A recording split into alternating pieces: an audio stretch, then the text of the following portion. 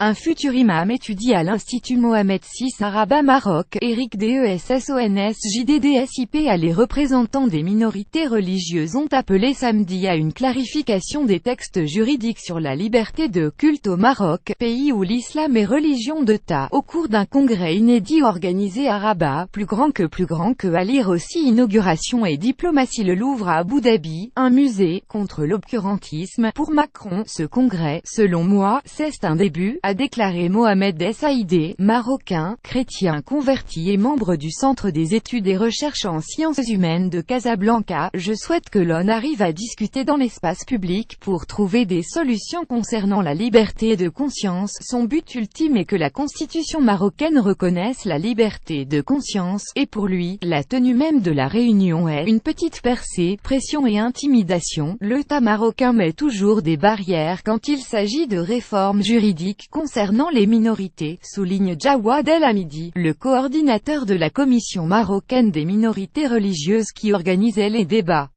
Il y a une sorte de peur d'ouvrir cette porte et d'en discuter, même la société civile est encore réticente de parler librement de ce sujet. Le congrès était animé par des universitaires, des chercheurs, des militants des droits de l'homme, des prédicateurs et des représentants des minorités religieuses. La réunion ne s'est pas tenue sans obstacle. Le lieu du congrès a dû être changé, des intervenants s'est désisté après des pressions, et ceux qui venus ont subi des contrôles serrés, selon les organisateurs. Nous subissons des répressions, des harcèlements, assure Jawad El Hamidi, évoquant aussi les sorties médiatiques, les qualifiant des athées ou des homosexuels. Des objectifs prudents. Le communiqué final se contente d'analyser la situation, de poser des questions et de demander des réponses aux juristes éclairés. Les minorités religieuses chrétiens, juifs, bahais et chiites représentent moins de 1% de la population marocaine, qui reste majoritairement musulmane sunnite de rite malékite. Depuis la création d'Israël et l'indépendance du Maroc, ce qui fut la plus grande communauté juive d'Afrique du Nord compte désormais moins de 5000 fidèles.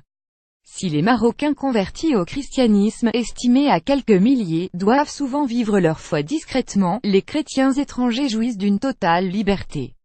À condition de ne pas faire de prosélytisme, puni de 3 ans d'emprisonnement.